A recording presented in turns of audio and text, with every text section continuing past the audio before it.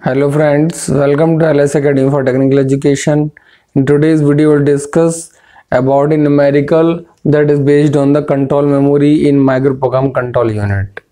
तो सबसे पहले हम देखते हैं क्वेश्चन क्या है. The control memory has 4096 words of 32 bit each. Microprogram control unit जो कि कंट्रोल यूनिट आपके होती है, उसमें जो कंट्रोल मेमोरी होती है जो कि रोम चिप से बनी होती है, उस कंट्रोल मेमोरी के अंदर 4096 वर्ड दिए हुए हैं और हर वर्ड 32 बिट का है. तो ये हमने माइक्रोप्रोग्राम कंट्रोल यूनिट के अंदर जो कंट्रोल मेमोरी होती है उसको हमने शो कर रखा है.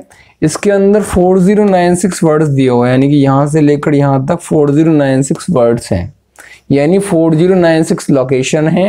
हर लोकेशन में एक कंट्रोल वर्ड स्टोर्ड है, इसलिए हमने कहा 4096 वर्ड हैं. और हर वर्ड की विड्थ कितनी है? 32 बिट है.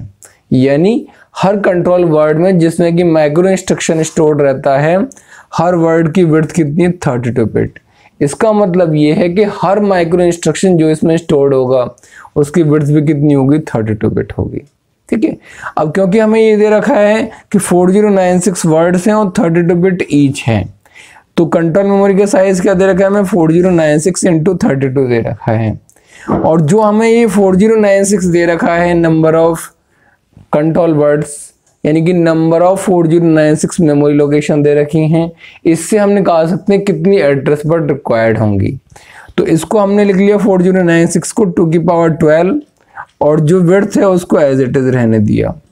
तो ये जो 2 की पावर 12 जो हमने लिखा, इसमें जो पावर है वो हमें ये बताती है कि हमें जो एड्रेस बिट चाहिए होंगी वो कितनी चाहिए होंगी, यानी कि हर लोकेशन का जो एड्रेस होगा वो कितने बिट का होगा वो हमारा निकल आएगा. तो हमारा एड्रेस कितने बिट का निकल आया? 12 बिट का. इसका मतलब जो पहला क्वेश्चन पूछा गया है, how many bits are there in the control address register.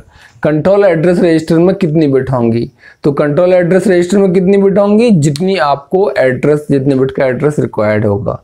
और क्योंकि आपको 12 बिट का एड्रेस रिक्वायर्ड है, इसलिए नंबर ऑफ बिट्स कितनी होंगी कंट्रोल एड्रेस रजिस्टर में? 12 बिट्स होंगी.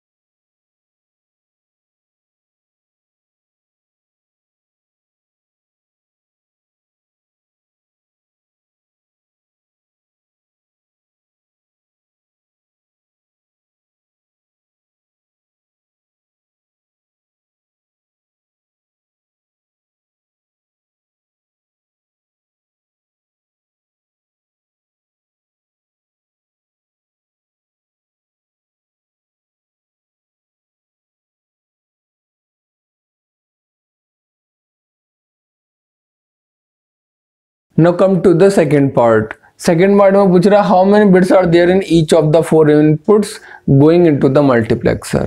ये जो मल्टीप्लेक्सर में 4 इनपुट्स जा रहे हैं, ठीक है, इनमें हर किसी में कितनी बिट जा रही हैं। मल्टीप्लेक्सर आप देखिए हमारे पास कितने बिट का है, ये नंबर ऑफ बिट्स कितनी है कंट्रोल एड्रेस रजिस्टर में 12 बिट। ये जो हमारा कंट्रोल एड्रेस रजिस्टर है ये कितने बिट का है, ये आपका 12 बिट का है। लेकिन यहां पर अभी आपने जो डायग्राम बना रखा है that is only for the single bit.